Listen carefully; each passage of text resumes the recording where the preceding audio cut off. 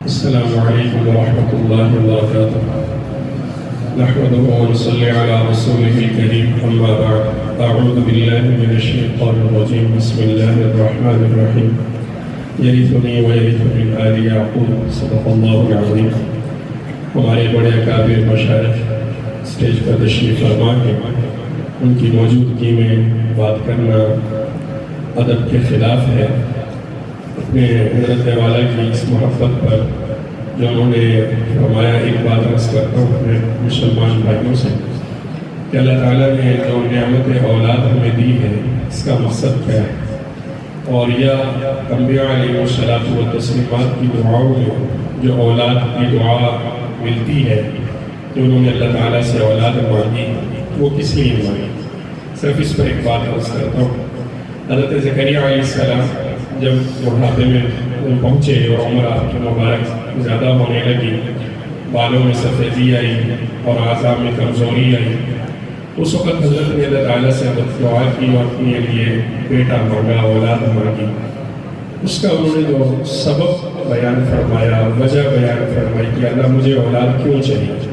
ہم بھی سب دعائیں کرتے ہیں اولاد دے، تو جب پوچھا جائے کہ اولاد کیا کرو گے تو کوئی کہتا ہے بڑھاپے کا سہارا بن جائے گی، جب میں بوڑھا ہو جاؤں گا تو مجھے سنبھال لے گی، میں جب کمانے کے قابل نہیں رہوں گا تو مجھے پال لے گی، کھلا لے گی، میرے کاروبار کو سنبھال لے گی، میرے مدرسے کو سنبھال لے گا میرا بیٹا، میرے اسکول کو سنبھال لے گا، میری فیکٹری کو سنبھال لے گا. یہ ہمارے مقاصد ہیں اولاد کے اللہ تعالیٰ سے مانگنے کے لیے. حضرت زکریا علیہ السلام نے عرض کیا کہ اللہ مجھے اولاد تو چاہیے، لیکن اس لیے چاہیے کہ میں اس کو نبیوں کی وراثت منتقل کروں. جو انبیاء علیہ السلام کی میراث ہے، وہ انبیاء علیہ السلام کی میراث اپنے بچے کے کو منتقل کروں. مجھے اس لیے اولاد چاہیے. اور فرمائے کہ یرثنی ویرث من آل یعقوب، آل یعقوب کی جو میراث ہے وہ میں اپنے بچے میں منتقل کر دوں، اس کے لیے مجھے اولاد کی ضرورت ہے. اللہ جل جلالہ نے کرم فرمایا، اولاد کی نعمت سے نوازا، اور حضرت نے اپنے بچے میں وراثت انبیاء کو منتقل فرمایا. اور نبی علیہ الصلوۃ والسلام سے ارشاد مبارک کہ ہم جو انبیاء کی جماعت ہیں، ہماری جو وراثت ہے وہ درہم اور دینار نہیں ہوا کرتا ہے. ہماری جو وراثت ہے وہ دین ہوتا ہے، قرآن ہوتا ہے.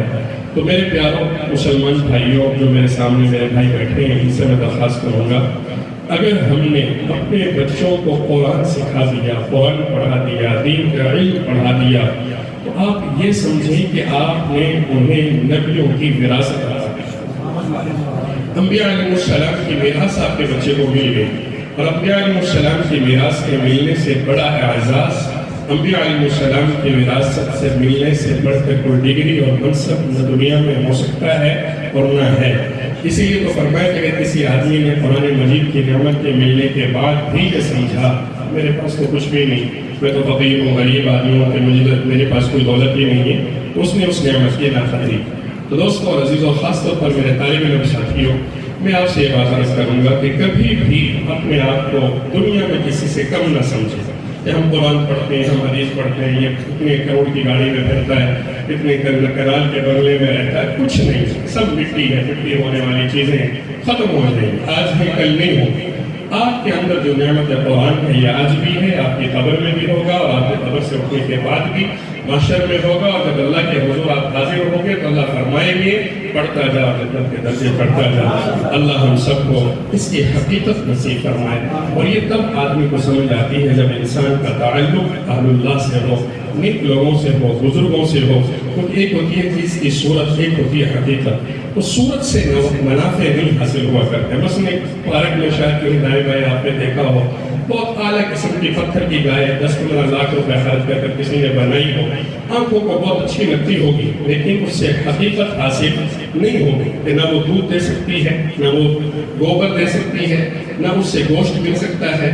وہ صورت تو ہے گائے کی، لیکن اس میں حقیقت گائے کی موجود نہیں ہے. اس کے مقابلہ میں 50-60-70 ہزار روپے کی بیمار لاغر کمزور سی گائے جو آپ کے گھر میں ہے، لیکن وہ حقیقت کے ساتھ ہے. اس کا فائدہ ہے کہ ایک گلاس دودھ وہاں سے مل جائے گا، اس کا گوشت آپ کو کھانے کو مل جائے گا، اس کو بیچ کر آپ پیسے حاصل کر سکیں گے.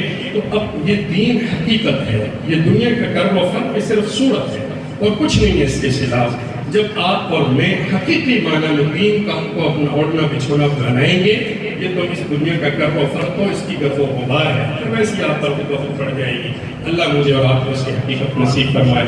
اس بچے حافظ امجد کی زندگی میں اللہ برکت فرمائے. اللہ مولانا کرم صاحبان برکاتہ عالیہ کے سجارے کو اللہ دن دگنی رات میں ترقی نصیب فرمائے. اور میں ایک بار پھر شکریہ ادا کرتا ہوں اپنے مخدوم و محترم مولانا مفتی ابو محمد صاحبان برکاتہ عالیہ کا، جنہوں نے مجھے یہ عزت بخشی کہ اکابر کی موجودگی میں اپنا سبق سنانے کا موقع دیا. اور مولانا کرم صاحب کا بھی اللہ سب کو جزائے خیر نصیب.